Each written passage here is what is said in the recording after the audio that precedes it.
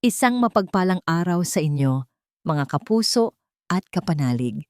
Ako po si Donna at muli kayong nakikinig sa Tadhana TV. May mga pagkakataong ang pinakamatamis na pag-ibig ay nagdudulot ng pinakamasakit na sugat. Ngayong araw, sabay-sabay nating tutuklasin ang kwento ng isang pusong winasak ng pagtataksil. Sabi nila, ang isang ina ay gagawin ng lahat para sa kanyang anak.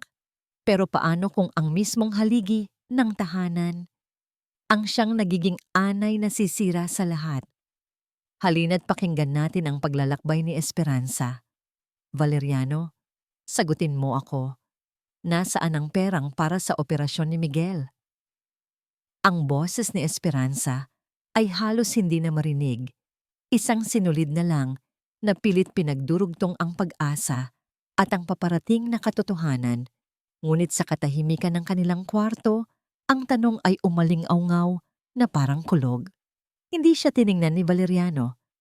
Ang kanyang asawa, ang koronel, na laging matikas sa kanyang uniforme, ay prenteng nag-aayos ng kurbata sa harap ng salamin. Ang refleksyon nito ang siyang sumagot sa kanya, malamig at walang anumang emosyon. Wala na. Ginamit ko. 2 salita. 10 letra. Iyon lang ang kinailangan para gumuho ang mundo ni Esperanza. Ang mga salita ay hindi agad pumasok sa kanyang isipan. Parang malalayong ugong na lang na hindi niya maintindihan. Biglang nanlamig ang buo niyang katawan. Mas malamig pa sa aircon na humuhuni sa silid. Ang perang iyon. Ang perang iyon ay buhay ng kanilang anak. Anong sinabi mo? Naramdaman niya ang pagkirot sa kanyang dibdib, isang pamilyar na sakit na laging dumarating sa tuwing inaatake ng kahinaan ang puso ni Miguel. Ngunit ngayon, sa kanya ang sakit. Ang perang iyon, dugo at pawis niya iyon. Isinantabi niya ang sariling mga pangarap, tiniis ang bawat araw ng pag-iisa habang si Valeriano ay wala para lang makapag-ipon. Ibinenta niya ang mga alahas na tanging alaala mula sa kanyang yumaong ina. Bawat sentimo ng perang iyon ay may katumbas na sakripisyo para kay Miguel. Laging para kay Miguel. Bakit? Halos pabulong niyang tanong. Paano mo nagawa ito sa anak mo? Sa sarili mong anak? Doon lang siya hinarap ni Valeriano. Ang mga mata nito na minsan niyang minahal dahil sa tapang at integridad ay blanko. Para sa mas malaking problema, Esperanza. Isang bagay na hindi mo maiintindihan. Hindi maiintindihan? Anong problema ang mas malaki pa kaysa sa posibilidad na mawala ang inyong nag-iisang anak? Bago pa man siya makasagot, isang malakas na boses ang pumunit sa tensyon sa pagitan nilang mag-asawa. Anong kaguluhan ito? Si Doña Remedios, ang ina ni Valeriano, ay nakatayo sa may pintuan. Ang mukha ay gusotsot sa pagkasuklam. Ang tingin niya ay dumiretso kay Esperanza, puno ng paninisi. Anong klaseng asawa ka? Naririnig ko ang sigaw mo mula sa baba. Sinusubok mo ang pasensya ng anak ko. Hindi mo ba nakikita na pagod siya mula sa trabaho? Napatulala si Esperanza. Ang dila niya ay parang naputol. Siya pa ngayon ang may kasalanan? Ina! Simula ni Valeriano, ngunit pinutol ito ng matanda. Huwag, Valeriano. Nakikita ko kung paano ka pinapahirapan ng babaeng ito. Puro ka na lang reklamo. Pera, pera, pera. Hindi ba niya alam ang lahat ng sakripisyo mo para sa pamilyang ito? Lumapit si Doña Remedios kay Esperanza. Ang mga matay nanlilisik. Wala kang utang na loob. Mula nang dumating ka sa pamilyang ito, wala kang ibang ginawa kundi ang maging pabigat. Pabigat. Ang salitang yon ay tumama kay Esperanza nang mas masakit pa kaysa sa isang sampal. Siya, na isinuko ang lahat para maging karapat-dapat sa pangalan ng mga Valeriano, ay isang pabigat. Ang mga daliri niya ay hindi namamalayang humigpit sa hawak niyang pitaka. Sa loob niyon, naroon ang maliit na litrato ni Miguel, nakangiti. Kahit na may bakas ng panghihina sa kanyang mga mata, iyon ang kanyang lakas. Iyon na lang ang natitira sa kanya. Kailangan po ng anak natin ng operasyon. Sabi niya, ang boses ay nanginginig. Iyon po ang perang pinag-uusapan namin. Ngumisi si Doña Remedios, isang ngising puno ng lason. At kasalanan ba ng anak ko na sakitin ng bata? Baka nasa lahi mo yan. Tapos na. Wala nang natira. Ang huling hibla ng kanyang pagkatao ay winasak na. Tumingin siya kay Valeriano, naghahanap ng kahit katiting na pagtatanggol. Ngunit ang kanyang asawa ay tumalikod na muli. Inayos ang kwelyo ng kanyang polo. Isang sundalo na tumatakas sa pinakamahalagang laban ng kanyang buhay. Humakbang paatras si Esperanza, ang likod ay tumama sa malamig na pader. Pakiramdam niya ay nilalamon siya ng buong silid, ng buong bahay na ito na hindi kailanman naging tunay na tahanan. Nakita ni Doña Remedios ang pagkatalo sa kanyang mga mata. Lumapit ito. Ang boses ay bumaba sa isang mapanganib na bulong, isang babala na kasing talim ng patalim. Huwag kang gagawa ng kahit anong iskandalo. Manahimik ka kung ayaw mong palayasin kita sa pamamahay na ito. Ang banta ni Doña Remedios ay nakabitin sa hangin, mas mabigat pa kaysa sa chandelier na kristal sa kanilang itaas. Palayasin. Ang salita ay paulit-ulit na tumatakbo sa isip ni Esperanza. Habang nakasandal pa rin siya sa pader, ang tanging matibay na bagay sa isang mundong biglang gumuho. Sinubukan niyang humugot ng lakas. Pero, Mama, tawag niya sa biyenan. Isang salitang dati puno ng respeto, ngunit ngayoy parang abo na lang sa kanyang bibig. Hindi niyo po naiintindihan. Ang buhay po ni Miguel ang nakasalalay dito. Tumaas ang isang kilay ni Doña Remedios. Ang kanyang mukha ay isang perpektong maskara ng pagkamangha sa inaakto ni Esperanza. At sa tingin mo, hindi namin alam iyon? Huwag mong ituro sa amin ang pagiging magulang, Esperanza. Bago mo pa man makilala ang anak ko, pinalaki ko na siyang marangal. Isang bagay na tila nakakalimutan mo. Humakbang palapit ang matanda. Ang bawat salita ay isang patak ng lason. Saan ka ba nanggaling nang makilala ka ni Valeriano? Hindi ba't kami ang umampon sa'yo sa pamilyang ito? Binigyan ka namin ng pangalan, ng karangyaan, ng isang buhay na hindi mo kailanman mapapangarap. At ito ang isusukli mo? Ang bigyan ng sakit ng ulo ang anak ko? Utang na loob. Ang hindi nakikitang tanikala na matagal nang gumumagapos sa kanyang leeg ay biglang humigpit. Lahat ng kanyang ginawa, lahat ng kanyang pagtitiis ay binura at pinalitan ng isang listahan ng kanyang mga utang. Hindi po ako nagrereklamo. Halos masira ang boses ni Esperanza. Ang kailangan ko lang po ay malaman kung bakit. Hindi mo kailangang malaman ang lahat. Ang sagot ni Valeriano na sa wakas ay tapos na sa kanyang pag-aayos. Humarap siya sa kanila, hindi bilang asawa o ama, kundi bilang isang opisyal na nagbibigay ng hatol. Sinabi ko na sa'yo, may inaayos akong mas malaking problema. Maging praktikal ka naman, Esperanza. Maghintay ka lang. Maayos din ang lahat. Maghintay? Hindi makapaniwalang ulit ni Esperanza. Valeriano, hindi makakapaghintay ang puso ni Miguel. Bawat araw na lumilipas, enough! Ang sigaw ni Valeriano. Sa unang pagkakataon ay nagpakita ng iritasyon. Ang sigaw na yon ay hindi galit kundi pagod. Pagod na sa problema. Pagod na sa kanya. Tumahimik ang lahat. Ang tanging maririnig na lang ay ang marahang pagaspas ng mga pahinan ng magazine na binuklat ni Doña Remedios na naupo na sa sofa na para bang tapos na ang usapan. Para kay Valeriano at sa kanyang ina. Tapos na nga. Isang desisyon na ang ginawa. At siya, si Esperanza, ay isang sundalo lamang na kailangang sumunod sa utos. Tumalikod si Esperanza. Hindi na siya nagsalita. Wala nang saysay. Ang mga pader ng bahay na ito ay may mga tainga, ngunit walang puso. Dahan-dahan siyang naglakad palabas ng silid.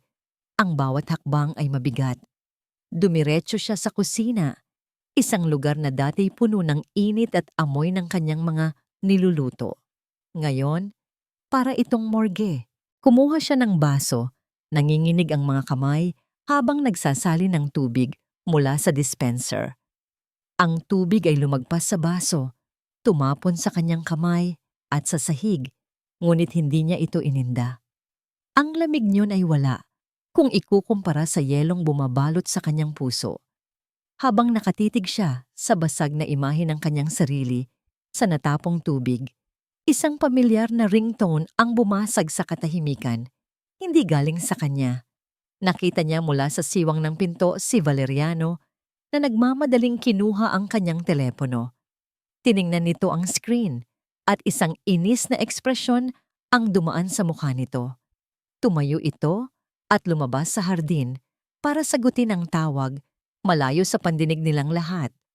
Nakatitig lang si Esperanza sa kanyang likod. Isang lihim na tawag, isang problemang mas malaki pa sa buhay ng sarili niyang anak. Ang pag-iisip na yon ay isang matulis na bagay na tumusok sa kanyang dibdib at napahawak siya sa counter para suportahan ang sarili. Pakiramdam niya ay malulunod siya sa sarili niyang tahanan at sa gitna ng nakakabinging katahimikan na iyon, ang kanyang sariling telepono ang biglang nagring. Ang tunog ay napakalakas, napaka-urgente, na napatalon siya sa gulat. Kinapa niya ito sa kanyang bulsa, ang puso'y biglang kumabog ng napakabilis. Isang hindi pamilyar na numero. Sinagot niya ito, ang daliri nanginginig. Hello? Si Mrs. Valeriano po ba ito? Isang boses ng babae, kalmado, ngunit may bakas ng pagkaapura. Mula po ito sa St. Luke's Medical Center. Tungkol po ito sa anak ninyong si Miguel. Ang sahig ay biglang nawala sa ilalim ng mga paa ni Esperanza. Binitawan niya ang basong hawak. Hindi man lang niya narinig ang pagkabasag nito sa sahig. Ang tanging naririnig niya ay ang dumadagundong na tibok ng kanyang sariling puso sa kanyang mga tainga. Anong nangyari sa anak ko? Tanong din niya. Ang bawat salita ay isang pakikibaka. Kailangan po kayong pumunta dito sa ospital sa lalong madaling panahon, ma'am. Nagkaroon po ng komplikasyon. Hinahanap po kayo ng doktor.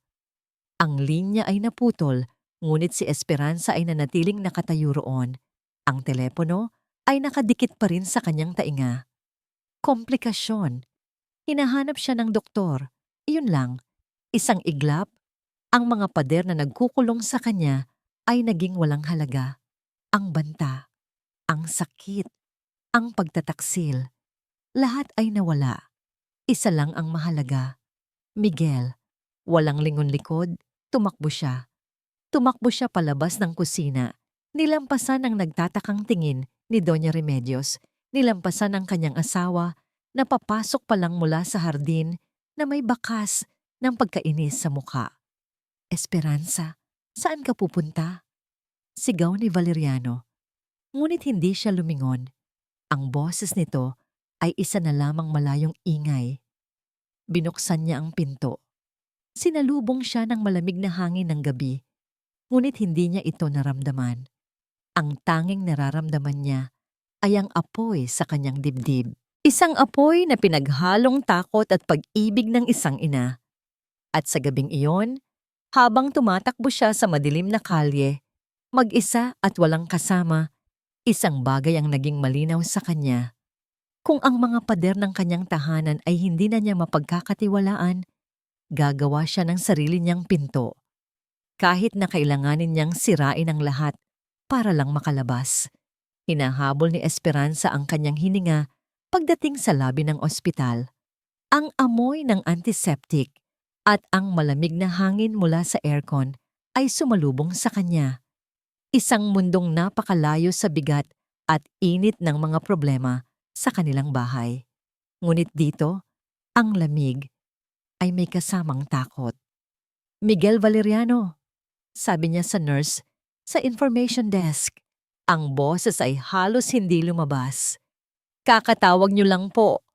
Mabilis na tumipa ang nurse sa keyboard at itinuro ang direksyon patungo sa Pediatric Intensive Care Unit. Sa may second floor po, ma'am, nandoon na po si Dr. Mateo. Hindi na siya nag-aksaya ng panahon.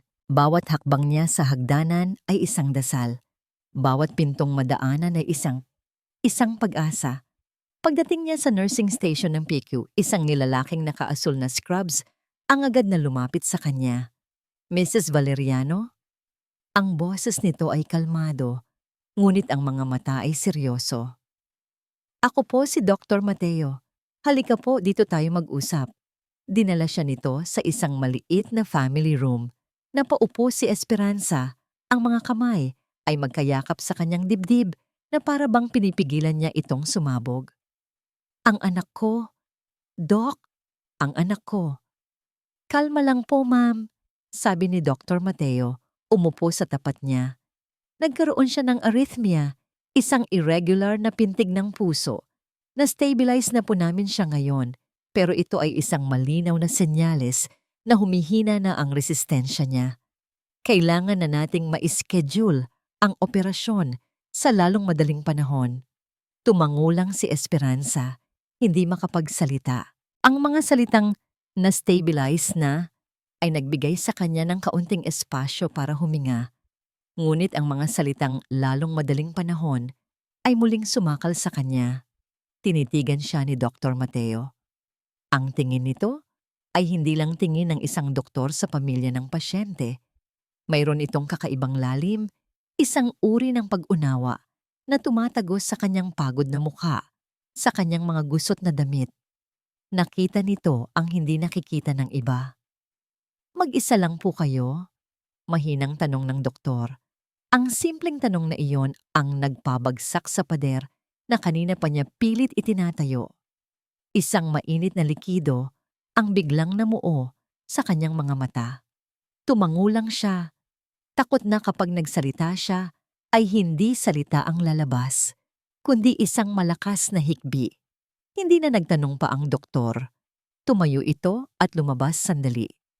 Pagbalik nito, may dala na itong 2 tasa ng kape mula sa vending machine. Inabot nito ang isa kay Esperanza. Ang init ng papel na tasa ay gumapang sa kanyang nanlalamig na mga daliri. Kahit sa pinakamadilim na gabi, kailangan pa rin natin ng konting init. Sabi ni Dr. Mateo, isang maliit at malungkot na ngiti ang sumilay sa kanyang mga labi. Sa simpleng gesto na yon, naramdaman ni Esperanza ang isang bagay na matagal na niyang hindi nararamdaman, ang pag-aalaga. Alam niyo, Mrs. Valeriano, pagpapatuloy ng doktor, sa lahat ng magulang na nakilala ko, kayo ang isa sa pinaka-obserbante.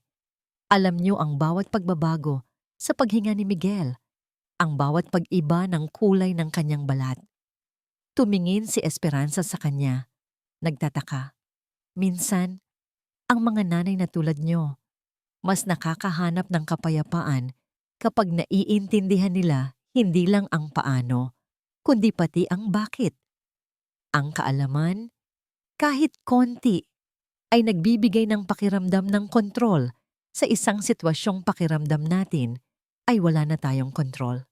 Isang butil ng ideya, isang maliit na binhi na itinanim sa tigang na lupa ng kanyang pag-asa, ang magkaroon ng kaalaman, ang magkaroon ng kontrol. Salamat po, Doc, sabi niya. At sa pagkakataong ito, ang boses niya ay buo na. Salamat po talaga. Walang anuman. Trabaho ko to, sabi nito. Nga pala, asan po si Coronel? Nakausap ko siya kanina sa telepono. Mukhang may inaasikaso lang. Ang pagbanggit sa pangalan ni Valeriano ay nagpabalik sa lahat ng sakit. Oo, may mahalaga siyang inaasikaso, sagot ni Esperanza. Pilit na pinatatag ang boses. May napansin si Esperanza sa reaksyon ni Dr. Mateo. Isang mabilis na pagbabago sa kanyang mga mata, isang bahagyang pag-igting ng kanyang panga, ngunit nawala rin ito agad. Nagkakilala na kami noon, maikling sabi ng doktor, bago ibinalik ang usapan kay Miguel. Nakahinga ng maluwag si Esperanza. Sa loob ng maliit na silid na yon, sa harap ng doktor na ito, nakahanap siya ng panandaliang kanlungan. Isang lugar kung saan siya ay isang ina na nag-aalala, hindi isang asawang sinisisi o isang manugang na minamaliit. Nang masiguro niyang mahimbing na ang tulog ni Miguel sa ilalim ng mga gamot, nagpaalam siya sandali kay Dr. Mateo para maglakad-lakad at huminga ng hangin. Habang naglalakad siya sa tahimik na pasilyo ng ospital, isang pamilyar na tindig ang nakakuha ng kanyang pansin sa dulo ng hallway. Si Valeriano. Ngunit hindi ito nag-iisa. Kasama nito ang isang babae. Bata, maganda, at nakasuot ng damit na halatang mamahalin. Nakakapit ito sa braso ng kanyang asawa na para bang sila ang mag-asawa, tumatawa sa isang bagay na ibinulong nito. At magkasama silang pumasok sa isang pinto na may nakasulat na malalaking letra, VIP Wing. Ang init ng kape na kanina'y nagbigay buhay sa kanya ay biglang nanlamig sa kanyang sikmura. Ang kanlungang nahanap niya ay gumuho sa isang iglap. Ang mas malaking problema, ang mahalagang inaasikaso. Hindi siya makahinga. Ang biyahe pa uwi ay isang malabong panaginip. Hindi maalala ni Esperanza kung paano siya nakasakay ng taxi o kung paano niya naibigay ang address ng kanilang bahay. Ang tanging malinaw sa kanyang isipan ay ang imahe, ang tawa ng babaeng iyon, ang pagkakakbay ni Valeriano, ang pinto ng VIP wing. Ang bawat detalye ay parang bubog na paulit-ulit na tumutusok sa kanyang puso. Ang mas malaking problema, ang mahalagang inaasikaso. Hindi ito tungkol sa utang, hindi ito tungkol sa negosyo. Ito ay tungkol sa isang babae. Ipinagpalit ni Valeriano ang buhay ng kanilang anak para sa kapakanan ng ibang babae. Ang katotohanan yon ay mas masakit pa kaysa sa unang pag-amin niya tungkol sa pera. Ang una ay pagtataksil sa tiwala.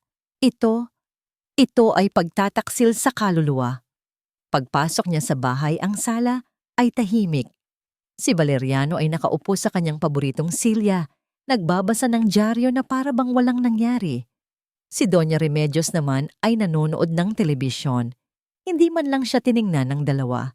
Para siyang isang multo sa sarili niyang pamamahay. Walang salitang namutawi sa pagitan nila. Dumiretso si Esperanza sa kanilang silid. Ang lugar na dati saksi sa kanilang mga pangarap ay isa na ngayong malamig na selda. Umupo siya sa gilid ng kama. Ang katawan ay pagod na pagod. Ngunit ang isip ay hindi mapakali. Ang mukha ni Miguel sa ospital, maputla at nahihirapan. Ang mukha ni Katrina sa ospital, masaya at nagliliwanag. Ang dalawang imahe ay nag-uumpugan sa kanyang isipan. Ang sakit ay napakatindi. Halos hindi na niya kayang huminga. Nais niyang sumigaw. Nais niyang magwala. Nais niyang wasakin ang lahat ng bagay na nagpapaalala sa kanya ng kanilang pinagsamahan. Ngunit hindi niya ginawa. Dahil sa gitna ng lahat ng sakit na yon, isang boses ang kanyang narinig. Hindi boses ni Valeriano, hindi boses ni Doña Remedios, kundi ang kalmadong boses ni Dr. Mateo. Ang kaalaman ay nagbibigay ng pakiramdam ng kontrol. Kontrol. Isang bagay na matagal nang wala sa kanya. Palagi siyang naghihintay. Naghihintay sa pag-uwi ni Valeriano. Naghihintay sa sahod nito. Naghihintay sa mga milagro. Ngayon, naghihintay siya sa isang operasyong hindi darating dahil ang pera ay ginastos na para sa ibang tao. Tama na. Tapos na ang paghihintay. Dahan-dahan, binuksan niya ang kanyang laptop. Ang screen ay umilaw. At ang unang lumabas ay ang wallpaper nila ni Valeriano noong kanilang kasal. Nakangiti sila, masaya, isang kasinungalingan. Hindi niya ito pinansin. Binuksan niya ang browser at nagsimulang mag-type. Online Nursing Aid Course Philippines, Short-Term Caregiver Training, Basic Life Support Certification. Habang lumalabas ang mga resulta, isang kakaibang determinasyon ang gumapang sa kanyang pagkatao. Hindi na siya iiyak. Hindi na siya magmamakaawa. Kikilos siya. Kung hindi ililigtas ni Valeriano ang kanilang anak, siya ang gagawa. siya lang. Pagkatapos, ginawa niya ang isang bagay na dapat ay matagal na niyang ginawa. Binuksan niya ang kanyang photo gallery. Ang mga litrato nila ni Valeriano nung kanilang honeymoon. Delete. Ang mga litrato ng kanilang mga anniversary. Delete. Ang mga litrato ng masayang pamilya na ipinapakita nila sa lahat. Delete. Isang swipe. Isa pa. Isa pa. Hanggang sa isa na lang ang natira. Isang litrato niya habang yakap-yakap si Miguel nung ito'y sanggol pa. Ang mukha niya'y puno ng pag-ibig at pag-asa. Iyon lang ang totoo. Iyon lang ang mahalaga. Kinabukasan, habang papalabas siya ng bahay, nakita niya ang isang delivery man na may iniabot na maliit na kahon kay Doña Remedios. Mabilis itong kinuha ng matanda at nang mapansin si Esperanza, ay dali-dali itong ipinasok sa kanyang silid na para bang may itinatago. Hindi ito pinansin ni Esperanza. Mayroon siyang mas mahalagang pupuntahan. Pumunta siya sa nag-iisang lugar na alam niyang may halaga pa siya. Isang maliit na sanglaan sa bayan. Sa loob ng kanyang bag, naroon ang huling bagay na nag-uugnay sa kanyang nakaraan. Isang pares ng hikaw na perlas, ang tanging pamana mula sa kanyang ina. "Pasensya na, inay," bulong niya habang iniaabot ito sa counter.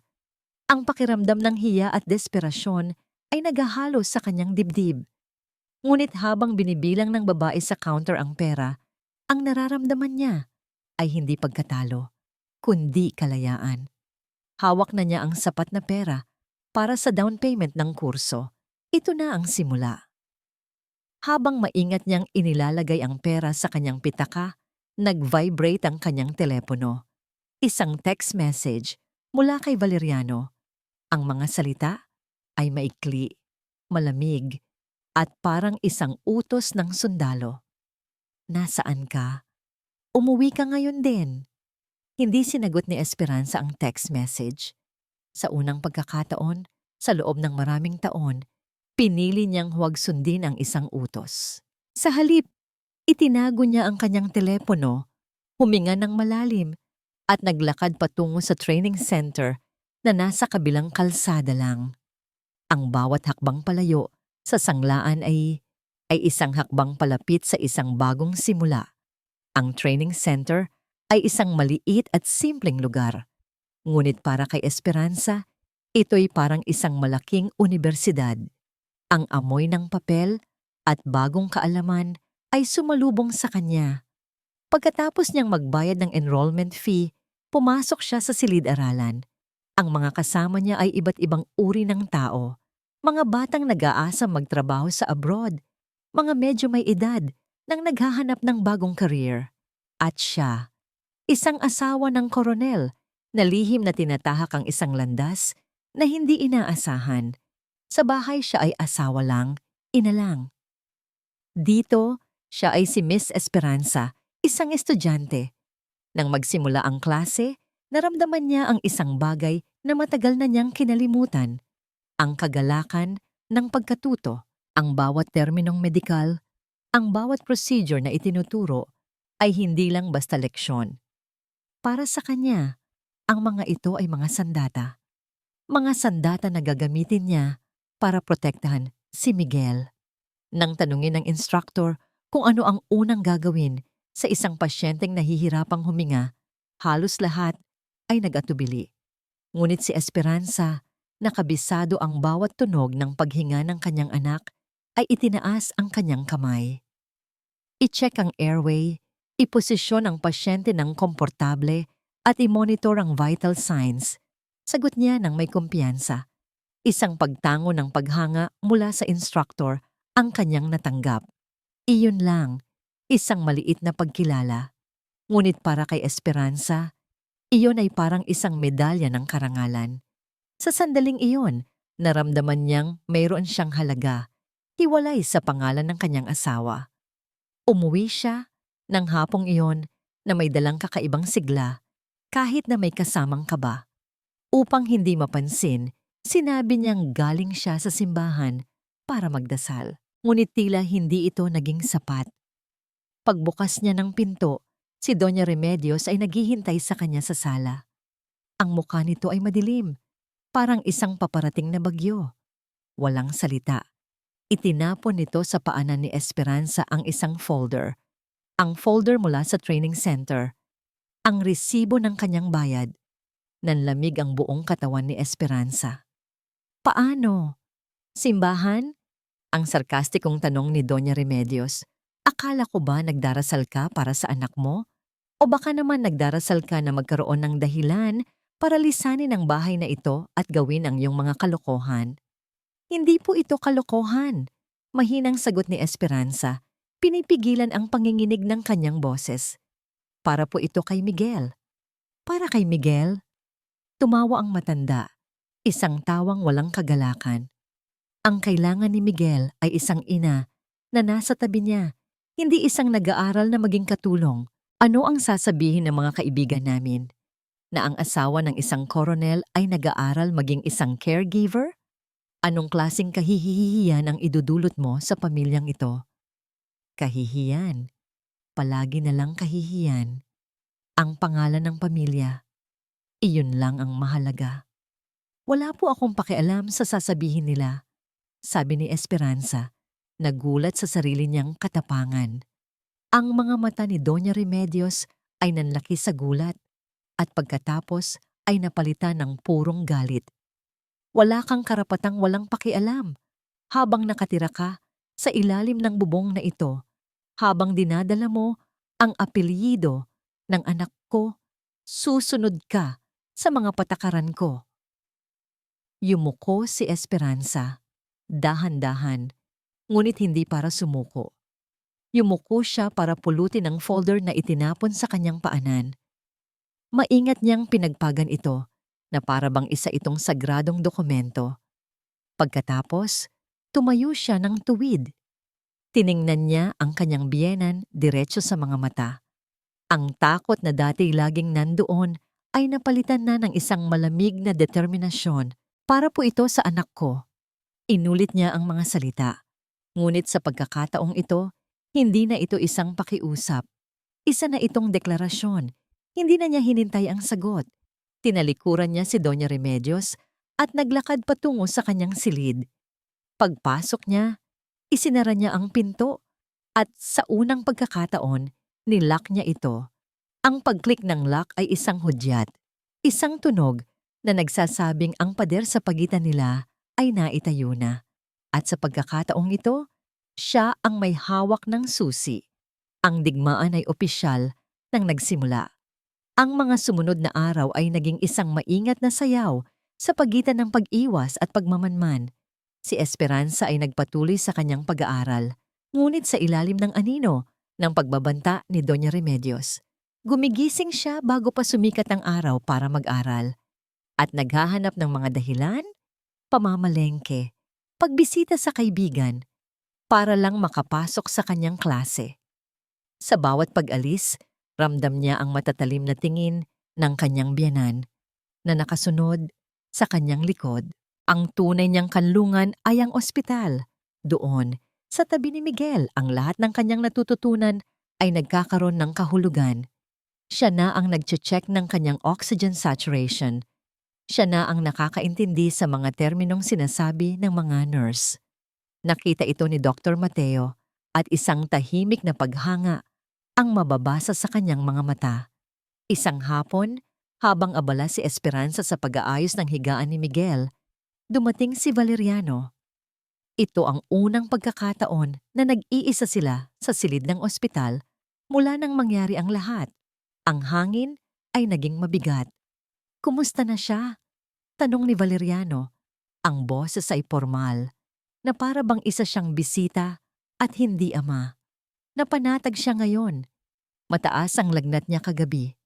Sagot ni Esperanza, hindi inaalis ang tingin sa ginagawa. Nagkaroon ng isang mahabang katahimikan. Si Valeriano ay hindi mapakali. Tila hindi alam kung ano ang sasabihin.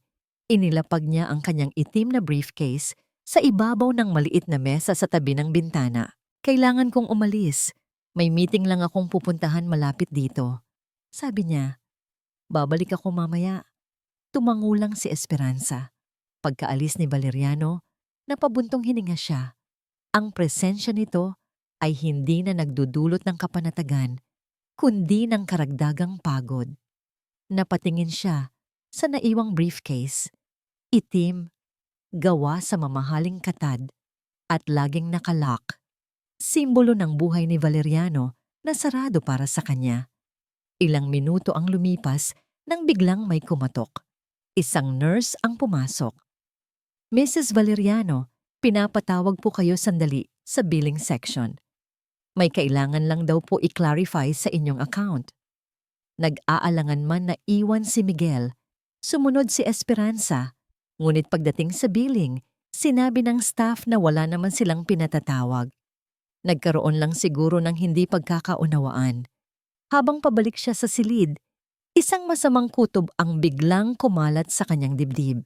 Bakit pakiramdam niya ay may mali? Pagbukas niya ng pinto, isang tanawin ang bumungad sa kanya na nagpatigil sa kanyang paghinga. Nandoon si Valeriano, nakatayo sa tabi ng mesa, nakabukas ang kanyang briefcase at sa kanyang kamay, hawak niya ang libro ni Esperanza para sa nursing course na nakatago sa ilalim ng ilang damit ni Miguel. Narinig ni Valeriano ang kanyang pagdating. Dahan-dahan itong lumingon, ang mukha ay walang emosyon, ngunit ang mga mata ay nanlalamig. Hindi ka pa rin tumitigil, sabi niya. Hindi ito isang tanong, isa itong kumpirmasyon. Sa gulat at takot, hindi agad nakasagot si Esperanza.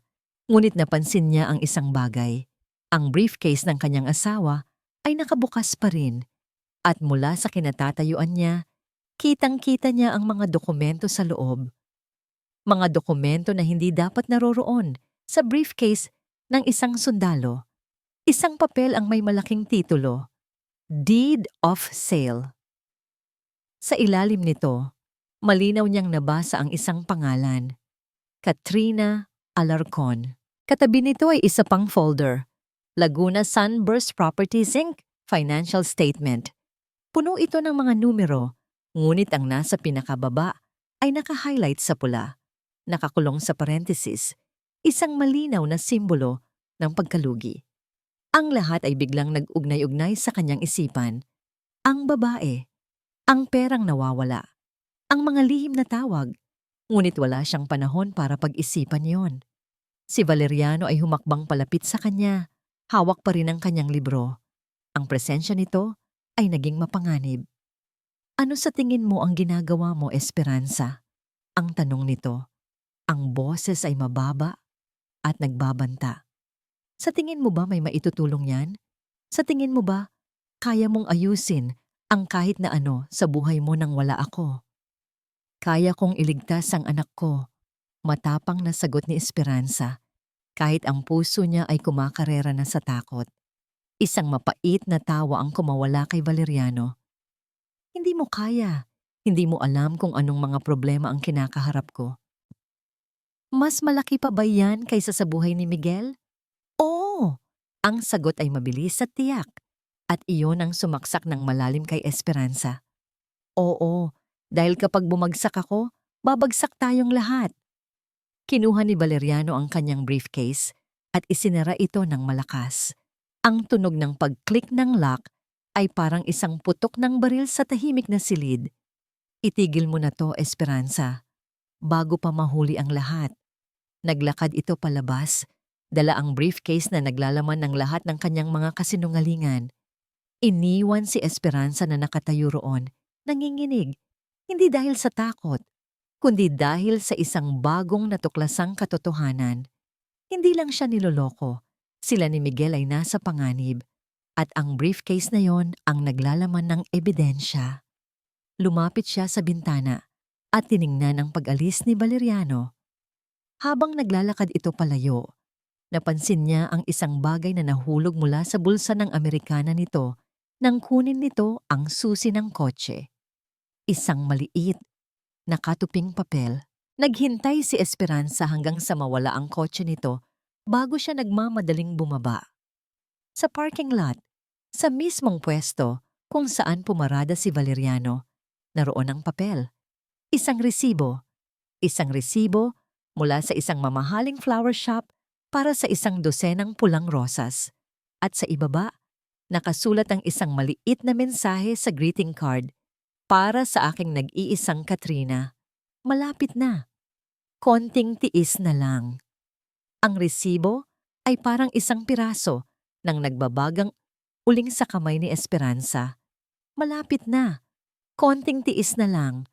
Ang mga salitang yon ay hindi lang mensahe ng pagmamahal. Ito ay isang pangako ng pagtataksil. Isang hudyat na may plano silang dalawa. Isang planong maglalagay sa kanya at kay Miguel sa labas ng kanilang buhay. Ibinalik niya ang resibo sa kanyang bulsa. Ang galit ay isang malamig na bakal na tumigas sa kanyang puso. Ang pagiging biktima ay tapos na. Ang pagiging manonood ay tapos na. Pinagpatuloy niya ang kanyang buhay na para bang walang alam. Pumasok siya sa klase, nag-alaga kay Miguel at sinasalubong ang pagwawalang bahala ni Valeriano at Doña Remedios nang may matatag na kalmadong hindi nila maintindihan. Ngunit sa ilalim ng katahimikang iyon, ang kanyang isip ay nagtatrabaho. Nagmamasid, naghihintay. Hindi niya kinailangang maghintay ng matagal. Isang hapon, habang binabantayan niya si Miguel na natutulog, bumukas ang pinto ng silid. Inaasahan niyang nurse o si Dr. Mateo ang papasok. Ngunit ang pumasok ay ang babaeng huli niyang inaasahang makita. Si Katrina. Nakangiti ito, isang perpektong ngiti na tila sinanay sa harap ng salamin. May dala itong isang malaki at mamahaling laruang robot. Ang kanyang damit ay simple ngunit elegante. Ang kanyang buhok ay perpektong nakaayos. Siya ang larawan ng lahat ng bagay na hindi si Esperanza sa sandaling iyon. "Hi?" Bati nito. Ang boses ay malambing. "Ikaw siguro si Esperanza. Ako si Katrina. Isang kaibigan ni Val." Kaibigan. Ang salita ay napakabastos, napakasinungaling, na halos matawa si Esperanza. Ngunit pinigil niya ang sarili. Tumayo siya, inilagay ang sarili sa pagitan ng bagong dating at ng kanyang natutulog na anak. Isang leon ang pinoprotektahan ng kanyang supling. "Ano ang kailangan mo?"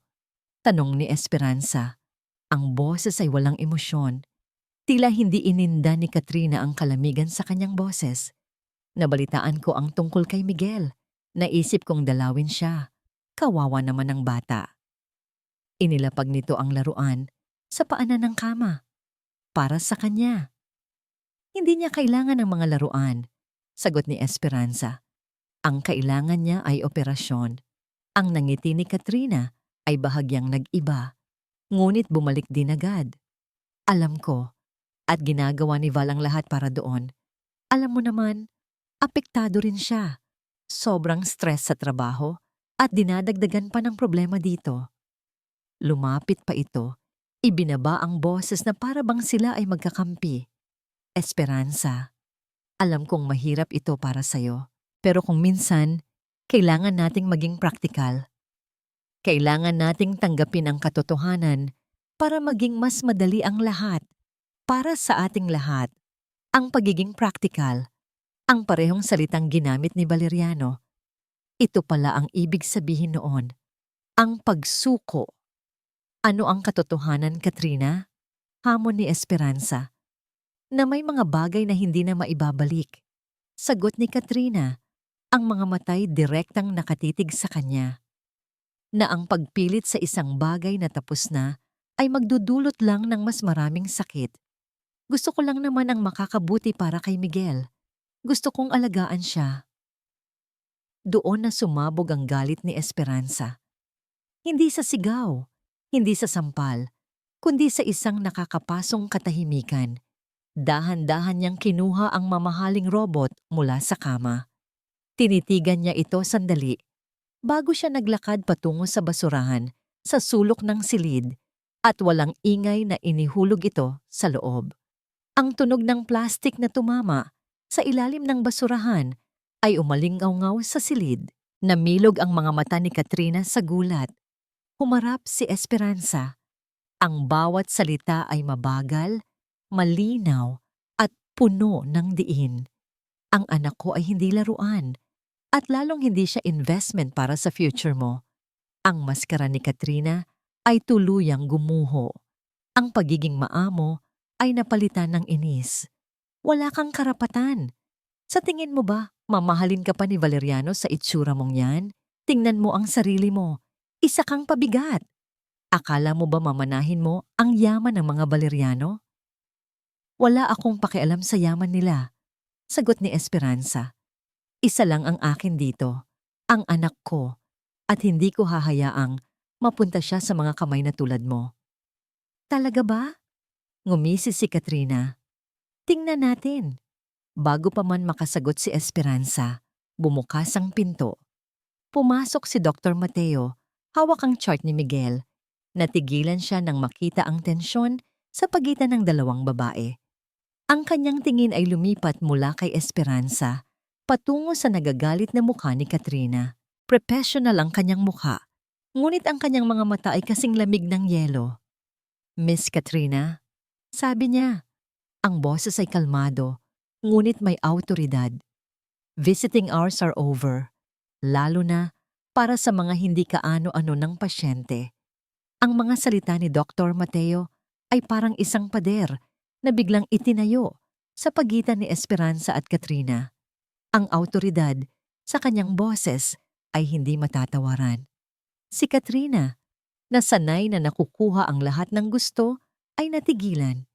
Isang mabilis na tingin ng pagkasuklam ang ibinato niya kay Esperanza bago siya tumalikod at nagmamartsyang lumabas ng silid. Ang tunog ng kanyang takong ay sumasalamin sa kanyang pagkainis. Nang magsara ang pinto, isang mabigat na katahimikan ang bumalot sa silid. Humarap si Esperanza kay Dr. Mateo. Ang mga salitang salamat ay nasa dulo ng kanyang dila, ngunit hindi niya ito masabi. Napakarami ng naitulong ng doktor na ito sa kanya. Pasensya na po sa nasaksihan niyo, Doc, sabi na lang niya. Umiling si Dr. Mateo. Wala kang dapat ihingi ng tawad, Esperanza. Sa unang pagkakataon, tinawag siya nito sa kanyang unang pangalan.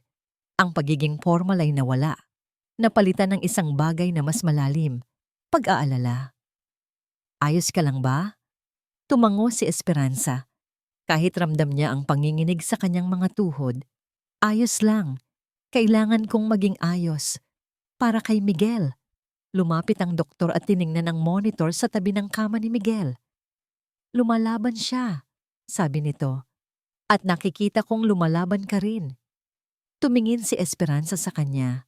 Bakit niyo po ito ginagawa, Doc? Ang pagtulong sa akin? Sumandal si Dr. Mateo sa pader, ang mga matay nakatuon sa malayo. Kilala ko si Coronel Valeriano. Naging commanding officer ko siya noong nasa serbisyo pa ako bilang military doctor. Malaki ang naitulong niya sa akin noon. Ang pag-amin na yon ay nagpabigat sa dibdib ni Esperanza. Utang na loob. Ang parehong tanikala na gumagapos sa kanya ay gumagapos din pala sa taong tumutulong sa kanya. Kaya nga po, hindi niyo kailangang gawin to, sabi niya. Ayokong maging dahilan para magkaproblema kayo. Tumingin si Dr. Mateo sa kanya. At sa pagkakataong yon, nakita ni Esperanza ang bigat ng pinagdadaanan nito. May mga utang na loob na binabayaran sa pamamagitan ng pasasalamat. At may mga utang na loob na nagiging dahilan para mabulag ka sa tama at mali. Matagal ko nang pinag-iisipan kung alin sa dalawa ang utang ko sa kanya. Bago pa man makasagot si Esperanza, nag-vibrate ang telepono ng doktor. Tiningnan niya ito at isang anino ng pagkadismaya ang dumaan sa kanyang mukha. Siya na, sabi nito. Kailangan kong sagutin ito. Mag-uusap kami. Lumabas si Dr. Mateo at naiwan si Esperanza na puno ng pangamba. Pangamba hindi para sa sarili, kundi para sa doktor. Alam niya kung gaano kapangyarihan si Valeriano. Alam niya kung gaano ito kadelikado kapag hindi nakukuha ang gusto. Kinagabihan, habang nag-aayos siya para umuwi, isang text message ang natanggap niya mula kay Dr. Mateo. Magkita tayo sa coffee shop sa tapat ng ospital. May kailangan kang malaman. Puno ng kaba, Tinahak ni Esperanza ang daan patungo sa coffee shop. Nakita niya si Dr. Mateo sa isang sulok, nakaupo, at seryosong nakatitig sa kanyang tasa ng kape. Anong nangyari? Tanong ni Esperanza pagkaupo. Nakausap ko siya. Simula ni Dr. Mateo, hindi tumitingin sa kanya. Ginamit niya ang lahat, ang nakaraan, ang mga naitulong niya, ang posisyon niya. Inutusan niya akong i-report sa kanya ang bawat kilos mo. Inutusan niya akong bantayan ka. Nanlamig ang puso ni Esperanza. Hanggang doon, gagamitin ni Valeriano ang lahat para lang makontrol siya. Pero pagpapatuloy ng doktor at sa wakas ay tumingin ito sa kanya. Ang mga matay puno ng isang bagong determinasyon. Tumanggi ako. Doc, sinabi ko sa kanya, sabi ni Dr. Mateo, ang bawat salita ay matatag. Coronel, malaki ang utang na loob ko sa inyo, pero mas malaki ang panunumpa ko bilang doktor na iligtas ang buhay ng pasyente ko. Isang luha ang pumatak mula sa mata ni Esperanza. Hindi luha ng kalungkutan, kundi luha ng pasasalamat. Sa mundong puno ng pagtataksil, may isang taong piniling manindigan para sa tama. Pero may sinabi siya. Dagdag ni Dr. Mateo, ang boses ay naging babala. May binanggit siyang hindi ko pwedeng ipagsawalang bahala. Isang pagbabanta. Ano po yun? Sabi niya, huwag mong kakalimutan na alam ko ang sekreto ng pamilya mo. Hindi na nagpaliwanag pa si Dr. Mateo, ngunit sapat na yon para malaman ni Esperanza kung gaano kalaki ang isinakripisyo ng doktor para sa kanila. Mula sa kanyang bulsa, may kinuha si Dr. Mateo, isang maliit, itim na bagay. Isang voice recorder. Inilapag niya ito sa mesa at itinulak palapit kay Esperanza. Itago mo to. Baka kailanganin mo, sabi niya. Ang boses ay seryoso. Mag-iingat ka, Esperanza. Ang isang taong desperado ay kayang gawin ang lahat. Hindi mo alam kung ano ang kaya niyang gawin. Kinuha ni Esperanza ang recorder. Ang lamig at bigat nito sa kanyang palad ay simbolo ng panganib na kanilang kinakaharap. Ngunit ito rin ay simbolo ng pag-asa. Hindi na siya nag-iisa sa laban na ito. Hawak ni Esperanza ang voice recorder na parang isang mahalagang anting-anting. Ito ay maliit. Ngunit ang bigat ng tiwalang ipinagkaloob ni Dr. Mateo ay napakalaki. Alam niyang hindi niya ito pwedeng sayangin. Ang pagpasok sa bahay ng mga Valeriano ay parang pagpasok sa teritoryo ng kaaway. Ang bawat kilos niya ay kalkulado. Bawat ngiti ay isang maskara. Ang dating tahanan ay isa na ngayong battlefield at ang digmaan ay hindi na sa sigawan, kundi sa mga anino. Nag-isip siya. Saan niya ito ilalagay? Saan ang lugar kung saan nagsisiwalat ng mga sikreto ang isang taong tulad ni Valeriano?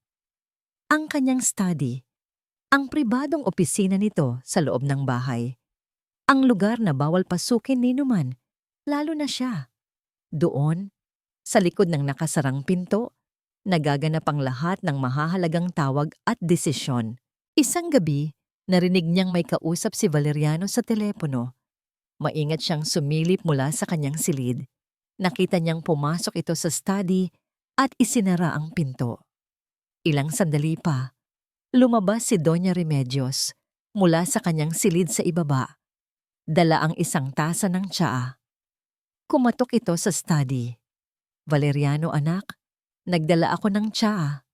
Salamat ma, sagot ni Valeriano mula sa loob. Pakilagay na lang sa labas ng pinto. Iyon na. Iyon ang kanyang pagkakataon. Kinabukasan, habang nasa opisina si Valeriano at si Doña Remedios ay abala sa pag-utos sa mga katulong sa hardin, kumilos si Esperanza. Dala ang isang tray na may tsaa at biskwit at ang recorder na nakatago sa kanyang bulsa. Dahan-dahan siyang umakyat sa hagdanan. Ang puso niya ay kumakabog ng napakabilis. Pakiramdam niya ay isa siyang espiya sa isang pelikula. Ngunit ang nakataya dito ay hindi sikreto ng gobyerno, kundi ang kinabukasan ng kanyang anak. Pagdating sa tapat ng pinto ng study, huminga siya ng malalim. Pinihit niya ang doorknob. Nakalock. Gumuho ang kanyang pag-asa. Ngunit bigla niyang naalala ang sinabi minsan ng katulong. May spare key para sa lahat ng pinto, nakatago sa isang maliit na drawer sa kusina para sa emergency. Nagmamadali siyang bumaba. Nanginginig ang mga kamay, nahanap niya ang susi. Bumalik siya sa itaas. Ang bawat segundo ay parang isang oras. Ang tunog ng pag-click ng susi sa lock ay ang pinakamaingay na tunog na narinig niya sa buong buhay niya. Pagpasok sa loob, ang amoy ng lumang libro, tabako at kapangyarihan ay sumalubong sa kanya. Mabilis niyang inilibot ang kanyang paningin sa ilalim ng malaking mesa, sa likod ng mga makakapal na kurtina, saan napansin niya ang isang maliit na flower vase sa isang estante sa likod ng upuan ni Valeriano. May mga artipisyal na bulaklak ito, hindi pinapansin at puno ng alikabok. Perpekto. Dali-dali niyang inilagay ang recorder sa likod ng vase, siniguradong hindi ito makikita. Ini-on niya ito. Pagkatapos, inilapag niya ang tsaa sa mesa at lumabas, nilak muli ang pinto at ibinalik ang susi sa pinagkunan. Ang buong araw ay isang pagpapanggap. Nagluto siya, naglinis, nag-alaga kay Miguel sa ospital, ngunit ang kalahati ng kanyang isip ay nasa maliit na itim na recorder na yon. Tahimik na nakikinig. Pagsapit ng gabi ang tensyon sa bahay ay mas naging matindi. Si Valeriano ay umuwi ng iritable. Si Doña Remedios naman ay hindi mapakali. Pagkatapos ng hapunan, pumasok si Valeriano sa kanyang study. Ilang sandali pa, sumunod si Doña Remedios. Isinara nila ang pinto. Si Esperanza ay naiwan sa labas, naghihintay. Ang kanyang paghihintay ay hindi nagtagal. Ang mga boses mula sa loob ay nagsimulang tumaas. Una ay mahina. Pagkatapos ay naging isang mainit na pagtatalo. Hindi niya maintindihan ang lahat ng salita, ngunit sapat na para marinig niya ang galit at desperasyon. Hindi siya nakatiis. Kinailangan niyang malaman. Kinailangan niyang makuha ang recorder. Kinabukasan ng umaga, ginawa niya ang parehong proseso. Naghintay na umalis si Valeriano. Kinuha ang susi, pumasok sa study. Ang kamay niya ay nanginginig habang kinukuha ang recorder. Bumalik siya sa kanyang silid, nilock ang pinto, at isinaksak ang earphones. Ang tunog ng sarili niyang hininga ay napakalakas sa kanyang tainga. Pinindot niya ang play. Ang unang narinig niya ay katahimikan. Pagkatapos, ang boses ni Doña Remedios. Hindi ko na alam ang gagawin ko sa'yo, Valeriano. Ang Laguna Sunburst na, yan ang sisira sa atin. At pagkatapos, ang boses ni Valeriano, basag sa galit at paagod. Wala na akong pagpipilian, ma. Nalubog na ako ng malalim. Kapag hindi ko nabayaran ang mga investor, hindi lang pera ang mawawala sa akin. Makukulong ako. Masisira ang pangalan natin. At ang solusyon mo ay gamitin ang pera para sa operasyon ng sarili mong anak? Kailangan, ma. Pang-display lang muna yon sa mga ahente ni Katrina para ipakita na may pera pa ako. At yung mga natitirang ari-arian, kailangang mailipat sa pangalan niya. Siya lang ang mapagkakatiwalaan ko ngayon. Kapag nakabangon ako, babawiin ko rin ang lahat. Napatakip si Esperanza sa kanyang bibig para pigilan ang isang hikbi. Naroon na ang buong katotohanan. Ngunit ang kasunod na sinabi ni Doña Remedios ang tuluyang yumanig sa kanyang mundo. Isang mahabang katahimikan bago nagsalita ang matanda. Ang boses ay pagod at talunan. Gaya ng dati, ako na naman ang maglilinis ng kalat mo. Para sa pangalan ng pamilyang ito, susuportahan kita sa plano mo. Kailangan nating siguraduhin na walang makukuha ang babaeng yon. Si Esperanza. Si Esperanza ay napaupo sa sahig. Ang earphones ay nahulog mula sa kanyang tainga. Ang recorder ay tumuloy sa pag-play, ngunit hindi na niya naririnig. Ang sakit ng pagtataksil mula sa kanyang asawa ay isang bagay. Ngunit ang marinig na ang ina nito, ang isang babae, ay kayang isakripisyo ang buhay ng kanyang apo para lang sa pangalan at pera. Iyon ay isang kasamaang hindi niya kayang maintindihan. Habang nakaupo siya roon, sa sahig ng kanyang silid, napapaligiran ng mga pader ng kasinungalingan, naramdaman niya ang pagbabago sa loob niya. Ang lungkot ay nawala. Ang sakit ay nag-iba ng anyo. Naging galit. Isang dalisay, malamig, at mapanganib na galit. Sa gitna ng kanyang pag-iisip, narinig niya ang mga yabag. Papalapit sa kanyang silid. Mabilis, galit. Ang mga yabag ni Valeriano. Dali-dali niyang itinago ang recorder sa ilalim ng unan. Ang pinto ng kanyang silid ay bumukas ng malakas. Bumukas ang pinto at pumasok si Valeriano na parang isang bagyo. Ang mukha niya ay galit. Ang mga matay naghahanap ng kung ano. Mabilis niyang inilibot ang tingin sa buong silid, sa ibabaw ng mesa, sa ilalim ng kama, sa mga drawer na bahagyang nakabukas. Si Esperanza ay nanatiling nakaupo sa gilid ng kama. Ang puso'y dumadagundong sa ilalim ng kanyang dibdib. Ngunit ang kanyang mukha ay isang blankong canvas. Pinilit niyang magmukhang kalmado na para bang nagulat siya sa biglaang pagpasok nito. "May problema ba, Valeriano?" Tanong niya. Ang boses ay sinubukan niyang panatilihing pantay. Hindi ito sumagot. Lumapit ito sa kanya. Ang anino nito ay tumabon sa kanya. Ang amoy ng mamahaling pabango nito na may halong galit ay nakakasakal. "May kinuha ka ba sa study ko?" Diretso. Walang paligoy-ligoy. "Hindi," sagot ni Esperanza. Tinitingnan siya diretso sa mata. Ang pagsisinungaling ay dumating ng mas madali kaysa sa inaasahan niya. Siguro dahil ang kaharap niya ngayon ay hindi na ang lalaking pinakasalan niya, kundi isang estranghero. Tinitigan siya ni Valeriano, sinusubok na basahin ang anumang bakas ng pagkakasala sa kanyang muka. Ngunit wala itong nakita. Ang Esperanza na nasa harap niya ay hindi na ang dating asawang iyakin at mahina. Ang nakikita niya ay isang pader na hindi niya kayang sirain. "Siguraduhin mo lang," sabi nito. Ang boses ay isang babala. Tumalikod ito at lumabas, ngunit bago pa man tuluyang sumara ang pinto, tumigil ito. "By the way, may malaking event tayo sa susunod na linggo, ang ika-30 anibersaryo ko sa serbisyo. Darating ang lahat ng matataas na opisyal, mga kaibigan namin mula sa politika at negosyo."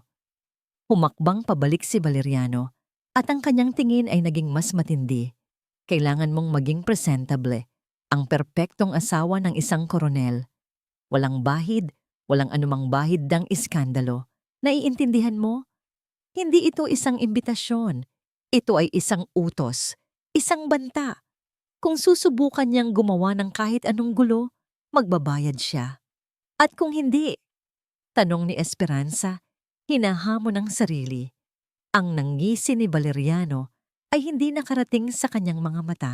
"Kung hindi, sisiguraduhin kong hindi mo na kailanman makikita si Miguel. Hindi mo alam kung anong kaya kong gawin, Esperanza. Huwag mong subukan ang pasensya ko." Ang banta ay direkta at walang kalaban-laban. Ang kanyang anak, ang tanging bagay na mas mahalaga pa sa kanyang sariling buhay. Ito na ang huling baraha ni Valeriano. At alam niyang seryoso ito. Walang sinabi si Esperanza. Tahimik lang siyang tumango. Ang galit ay nag-aapoy sa kanyang puso, ngunit pinilit niyang kontrolin ito. Ang pag-alis ni Valeriano ay nag-iwan ng isang mabigat na katahimikan sa silid. Lumapit si Esperanza sa bintana at tiningnan ang malaking litrato ng kanilang pamilya na nakasabit sa sala. Siya, si Valeriano, at si Miguel, isang perpektong larawan ng isang pamilyang wasak na wasak sa loob.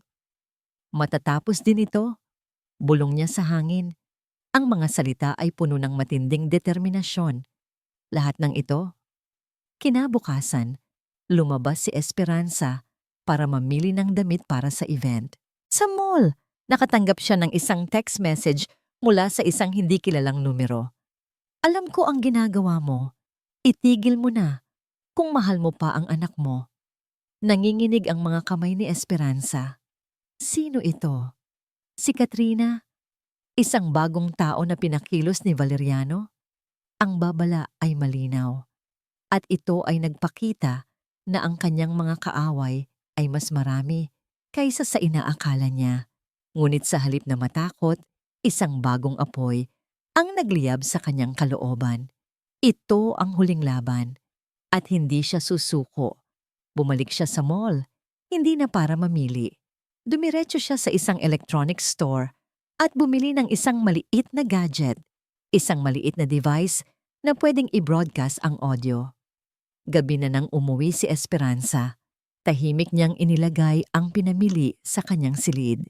Pagkatapos, umupo siya sa tabi ng bintana, tinitingnan ng dilim. Ang gabi ay may dalang misteryo. Ngunit ngayon, si Esperanza ay hindi na natatakot sa dilim. Alam niyang paparating na ang pagsubok. Ang gabing iyon ay ang huling gabi ng kanyang paghihintay. Alam niyang sa susunod na araw, sa gitna ng maraming tao, ay magaganap ang kanyang paghihiganti. Hindi ito para sa pera. Hindi ito para sa karangalan. Ito ay para sa kanyang anak, para sa kanyang sarili, para sa lahat ng mga ina na nasaktan at pinagtaksilan. Hawak niya ang recorder, hawak niya ang katotohanan, at sa wakas, handa na siyang ilabas ang liwanag sa dilim. Ang araw ng ika-30 anibersaryo ni Coronel Valeriano ay sumikat ng maliwanag. Ngunit sa loob ng mansyon ng mga Valeriano, ang hangin ay mabigat.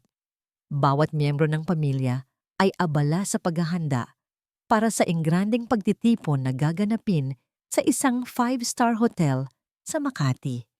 Ito ang gabing magpapakita ng kanilang perpektong imahe sa lipunan. Si Esperanza ay nag-aayos sa harap ng salamin. Suot niya ang isang eleganteng evening gown. Ang buhok ay perpektong nakaayon. At ang kanyang mukha ay may bakas ng makeup na nagtatago ng kanyang pagod. Tiningnan niya ang kanyang refleksyon. Hindi ito ang Esperanza na dati niyang kilala. Ang nakikita niya ay isang babaeng handang lumaban. Sa ilalim ng kanyang damit, maingat niyang inilagay ang maliit na voice recorder. Nakakabit dito ang isang maliit na transmitter na binili niya.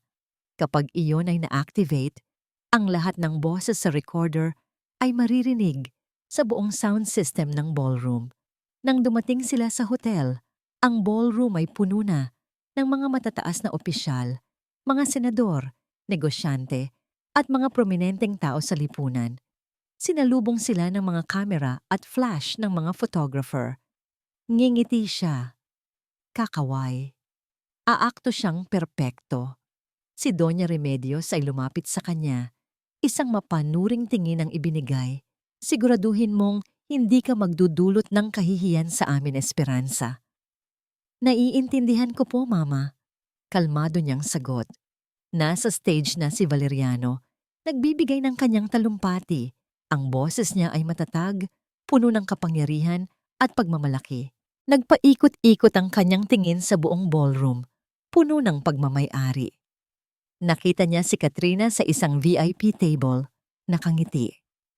Sa loob ng 30 taon na paglilingkod sa bayan, simula ni Valeriano, pinanindigan ko ang integridad, ang karangalan, at ang pagmamahal sa pamilya. Ang pamilyang ito, ang aking pinakamalaking inspirasyon, ang aking asawa, si Esperanza, na laging nasa aking tabi, at ang aming anak, si Miguel, na nagbibigay sa akin ng lakas. Ang mga salitang pagmamahal sa pamilya ay tumama sa tenga ni Esperanza na parang isang sampal. Ang lahat ng kasinungalingan ay nag-uumpukan sa kanyang isipan. Habang nagpapatuloy ang talumpati ni Valeriano na puno ng mga papuri at pagmamayabang, dahan-dahan siyang naglakad. Lumapit siya sa control booth ng sound system na abala sa pagbabantay sa mga mikropono. Walang nakapansin sa kanya. Maingat niyang ikinabit ang transmitter sa isang hindi gaanong kapansin-pansin na bahagi ng equipment. Siniguradong ito ay konektado sa pangunahing speaker. Pagkatapos, bumalik siya sa kanyang pwesto.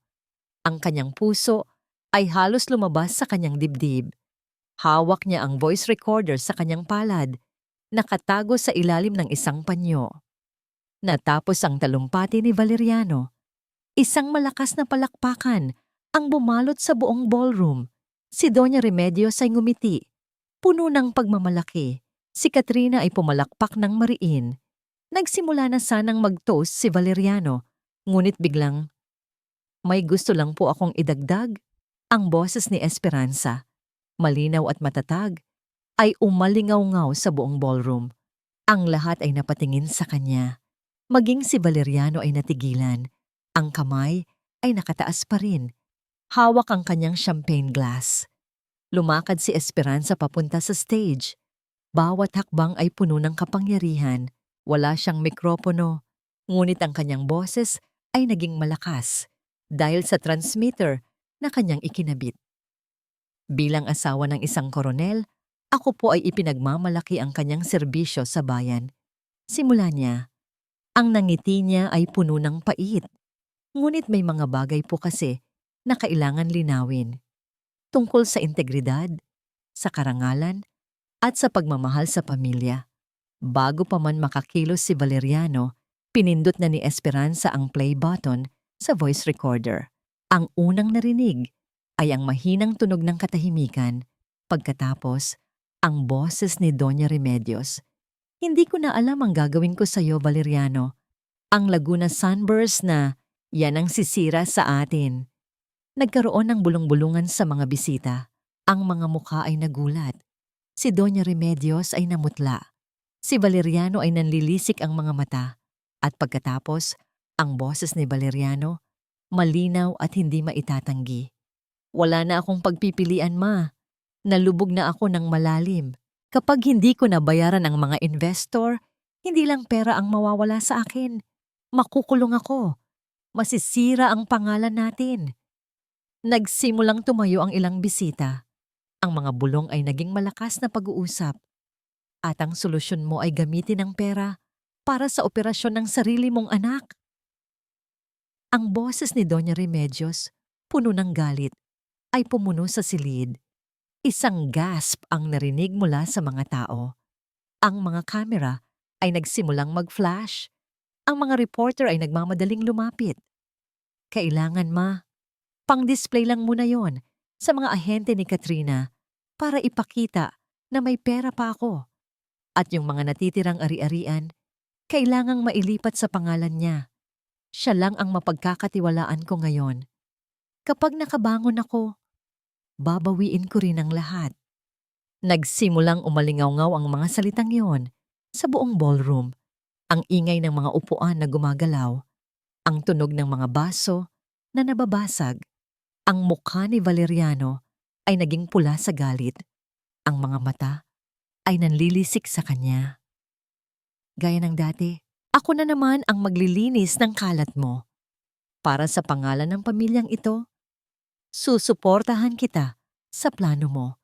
Kailangan nating siguraduhin na walang makukuha ang babaeng iyon." Si Esperanza. Natapos ang recording, ang katahimikan ay bumalot sa ballroom, mas mabigat pa kaysa sa ingay na nauna. Ang lahat ng mata ay nakatuon kay Valeriano. Ang mukha nito ay namumutla. Ang pawis ay umaagos sa kanyang noo. Tiningnan ni Esperanza ang kanyang asawa, walang awa. Pagkatapos, inilibot niya ang kanyang tingin sa mga bisita, sa mga taong dati tinitingala si Valeriano. Ang karangalan ay hindi nasusukat sa uniforme, sabi ni Esperanza. Ang kanyang boses ay malinaw at matatag. Nasusukat ito sa pagiging isang tunay na tao, isang tunay na ama. Si Valeriano, sa wakas ay nabawi ang kanyang lakas, ay sumugod patungo kay Esperanza, ang mga matay puno ng matinding galit. Ngunit bago pa man niya ito marating, biglang lumitaw si Dr. O. Mateo mula sa likod ng entablado, kasama ang 2 security guard. "Coronel Valeriano, kalma po," sabi ni Dr. Mateo, humaharang sa kanyang daan. "Huwag na po nating dagdagan ang sitwasyon." Sinubukan ni Valeriano na lampasan sila, ngunit hinarangan na siya ng mga security guard.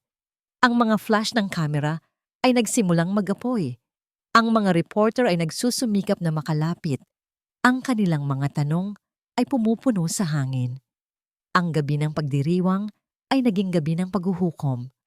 At si Esperanza, sa gitna ng lahat ng kaguluhan, ay nanatiling nakatayo ng tuwid. Ang mukha ay kalmado. Ang hustisya ay natamo. Ang kaguluhan sa ballroom ay nagpatuloy. Ang mga reporter ay nagsiksikan. Ang mga tanong ay umalingaw-ngaw. Si Valeriano ay hinaharangan ng mga security guard. Ang muka'y namumutla at basa sa pawis. Si Doña Remedios ay nakaupo sa kanyang silya, nakatulala. Ang kanyang pangalan na pinahalagahan ng higit sa lahat ay gumuho sa isang iglap. Hinila ni Dr. Mateo si Esperanza palayo sa kaguluhan. Halika na, Esperanza. Tapos na ang laban. Kailangan ka ni Miguel. Tumango si Esperanza. Habang naglalakad siya palabas ng ballroom, napansin niya ang tingin ni Katrina. Ang dating ng ngiti nito ay napalitan ng galit at takot. Hindi na mahalaga. Tapos na.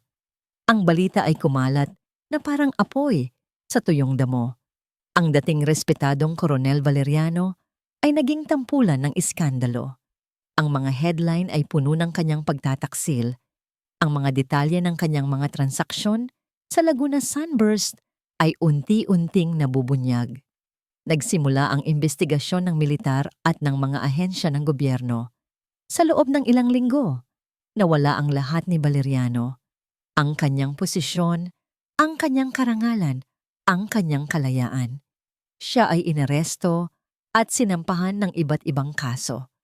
Sa panahong iyon, si Esperanza ay abala sa ospital kasama si Miguel. Sa wakas, dumating na ang araw ng operasyon. Ginabayan ni Dr. Mateo, naging matagumpay ang procedure. Malaki ang pasasalamat niya sa doktor.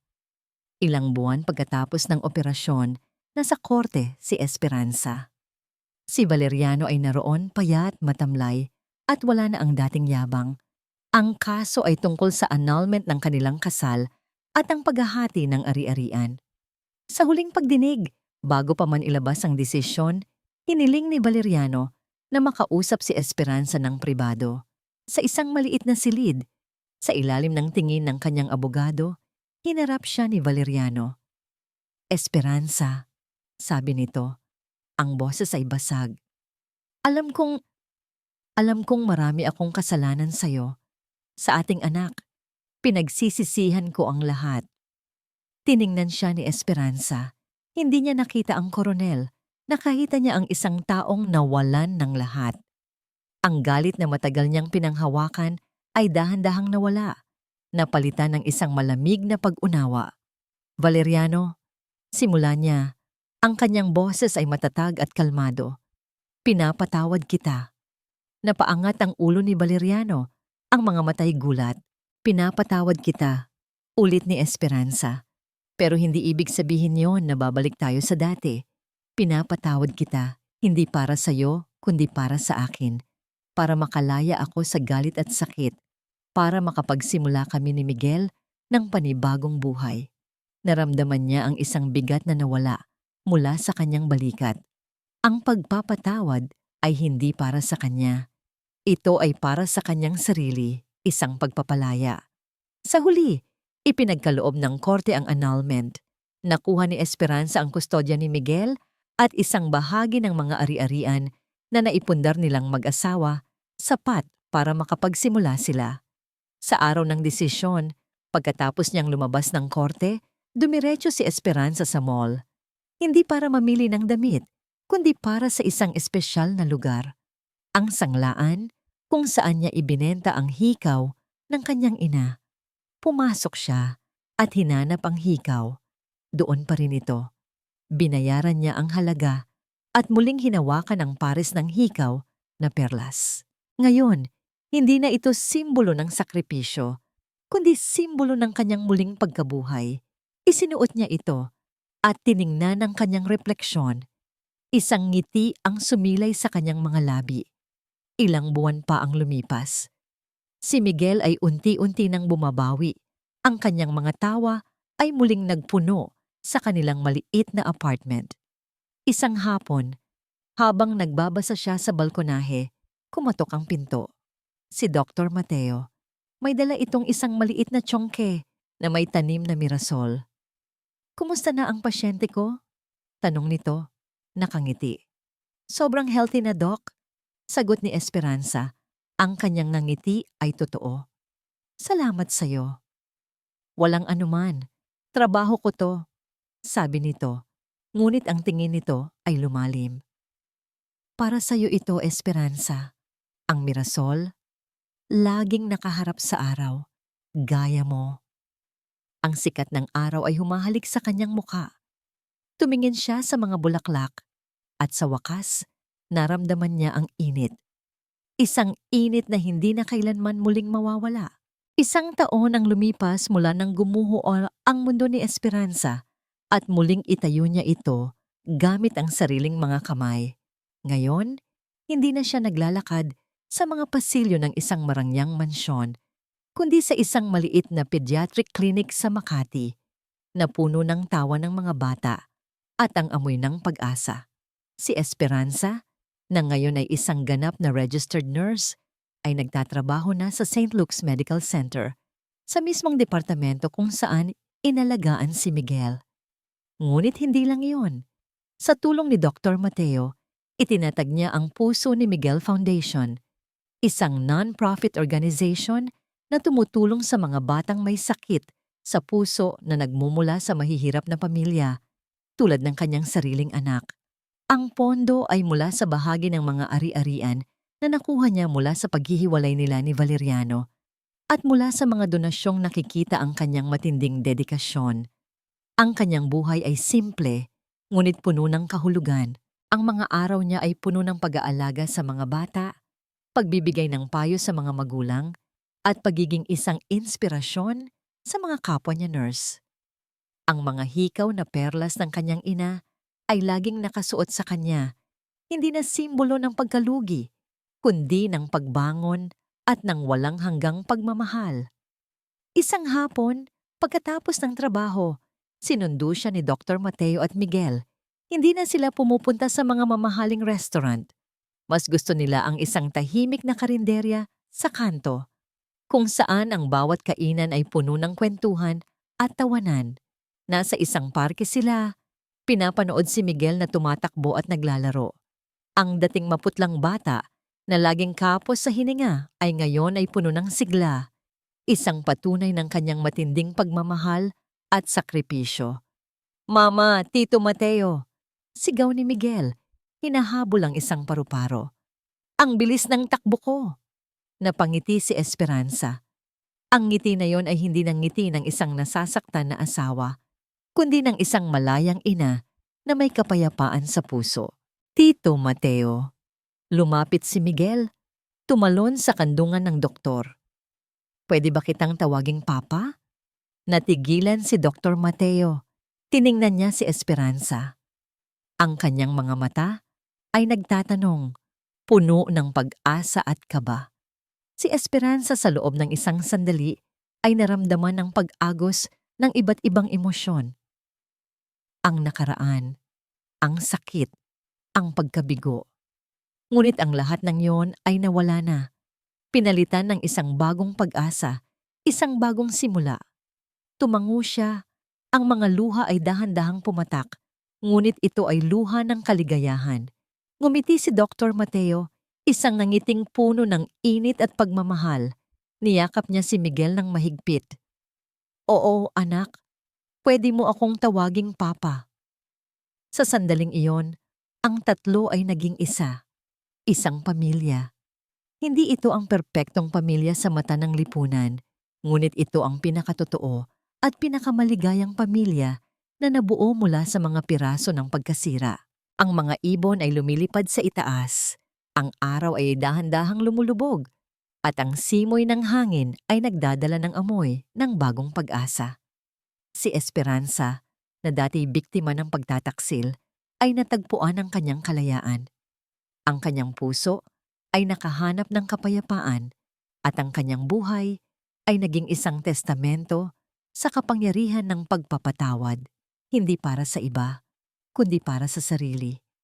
Ang kanyang paglalakbay ay nagpatunay na ang tunay na pag-ibig ay hindi lamang tungkol sa pagmamahal sa isang tao, kundi sa pagmamahal sa sarili at sa paghahanap ng lakas upang bumangon mula sa anumang pagsubok. Ang kanyang kwento ay isang inspirasyon. Kahit sa pinakamadilim na gabi, laging may bukang liwayway.